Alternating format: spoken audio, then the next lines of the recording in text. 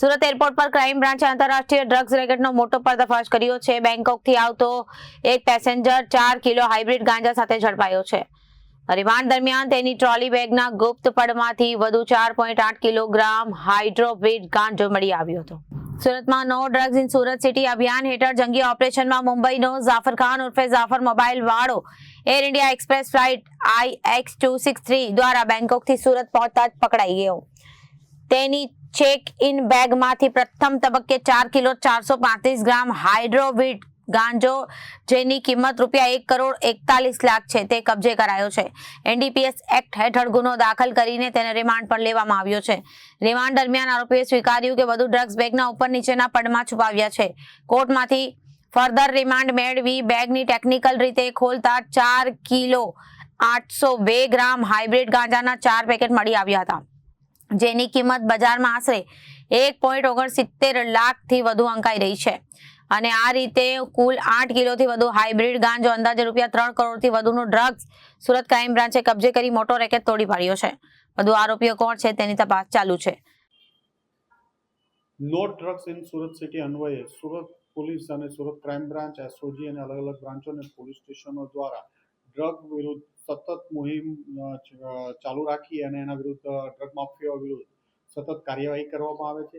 આ જ એક કામગીરીના ભાગરૂપે સુરત ક્રાઇમ બ્રાન્ચને એક ઇન્ફોર્મેશન મળી હતી।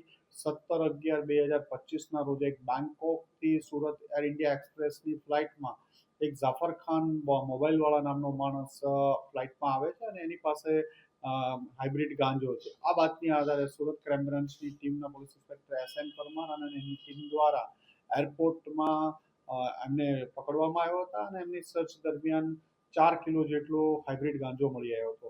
આ રેડ દરમિયાન સુરત ક્રાઇમ બ્રાન્ચ ઉપરાંત Dumas police, air intelligence unit અને CISFને પણ સાથે રાખવામાં આવ્યા હતા। એમની પાસેથી અંદાજે 1 કરોડ 41 લાખ જેટલો મુદ્દામાલ કબજે લેવામાં આવ્યો હતો। આ મુદ્દામાલ એને કોઈને આપવાનો હતો, એને એરપોર્ટથી બહાર નીકળ્યા પછી કોને આપવાનો છે એ બાબતે એમને જાણ કરવામાં ફોન ઉપર આવવાની હતી। ક્રાઇમ બ્રાન્ચની ટીમે એને પકડી અને એને અરેસ્ટ કરી એના 3 દિવસના રિમાન્ડ લેવામાં આવ્યા હતા। એમની ઘણી બધી પૂછપરછ કરવામાં આવી હતી। દરમિયાનમાં ફરીથી ક્રાઇમ બ્રાન્ચને એક ઇન્ફોર્મેશન મળી કે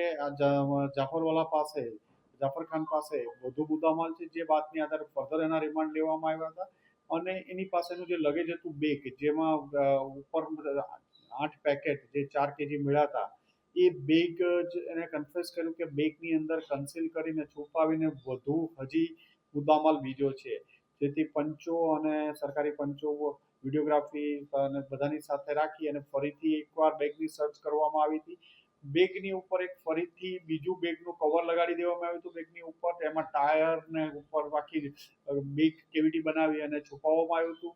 એમના ઉપર એમણે કાર્બન પેપર મૂક્યા હતા, જેથી જે બેગેજ સ્કેનરમાં આ ડ્રગ્સ છે એ સ્કેન ન થાય અને આરામથી પાસ થઈ શકે, એટલે એ પણ એને છુપાવીને કબજે કરવામાં આવ્યું છે।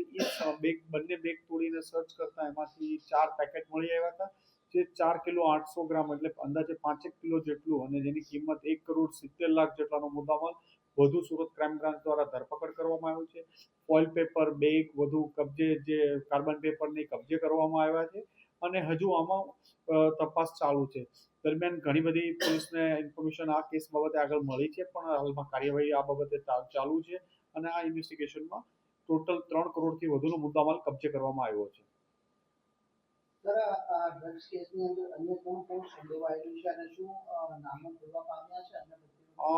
ઇન્વેસ્ટિગેશન દરમિયાન ત્યાંથી મોકલવાવાળા અને આગળની લાઈન પોલીસને મળી છે, પણ હાલ પૂરતું ઇન્વેસ્ટિગેશન ચાલુ હોય એટલે હાલમાં આ બાબતે આપણે કહી નહીં શકાય। તામિલનાડુ, ચેન્નઈ અને અલગ અલગ રાજ્યો, મહારાષ્ટ્ર સાથે આ કેસના તાર જોડાયેલા છે। Reporter Arvind Rathod, Janadesh news, Surat.